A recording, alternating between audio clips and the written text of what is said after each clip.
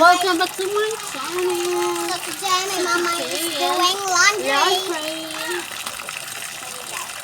Laundry time, guys. Oh, Nana.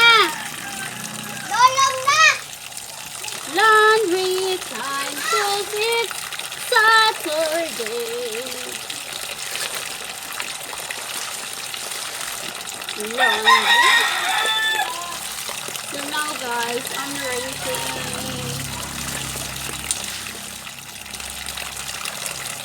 It's nice to do laundry, guys, if you have lots of water.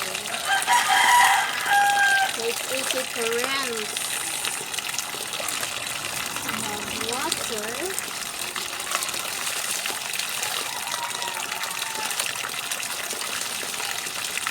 So guys, today I put adobo puti, but I don't like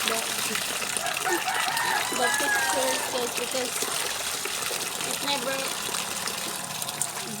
goes brown. It's just white. So I never do video.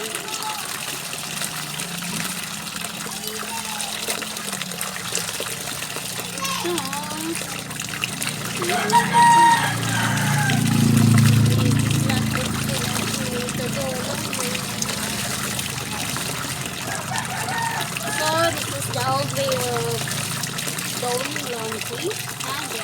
Because most of this time, like the people have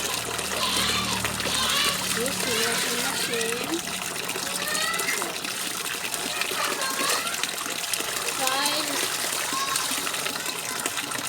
Yes, you have to do hand wash there, so you can see the dirt and brush them out. So if you use washing machine, you need to soak first the wet clothing, then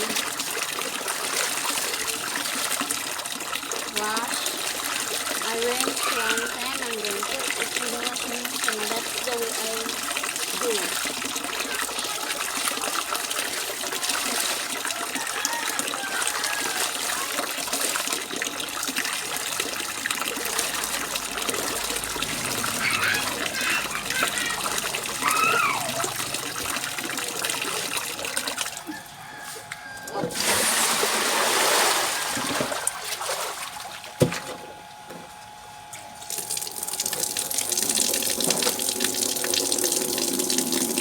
Most of the time, people do laundry under weekend because no office work.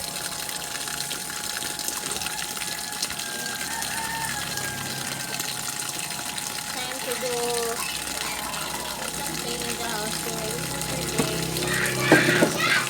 Saturday and Sunday. So, see you later, guys. Done with the laundry. So guys, I give you some tips of the hanging the laundry. So mama, before when I was kid, she teaches me how to hang all the clothing. So you need to arrange it with the resignation kuan. Unsa na? Like this one, all t-shirts in here, and then all shorts there, t-shirts, so you will know what's the missing piece, because before we just hang it out there outside, so no people can pass by our clothing. So mama teach me how to hang. So you need to arrange it. For example, this side all shorts, pajamas, whatever, and then this side is t-shirts, and the other side is t-shirts too. So you will know what's the missing piece of your clothing. For example, this one stripe, and then yellow, and then somebody stole your striped t-shirt, so you will know, oh, there's somebody get the t-shirt because the stripe one gone. So I learned that from mama. So that's all for laundry today. So the weather is joining me joining me ko na. And then, thank you for watching, guys. Please like, comment, share, and subscribe. Bye. God bless all. Stay safe.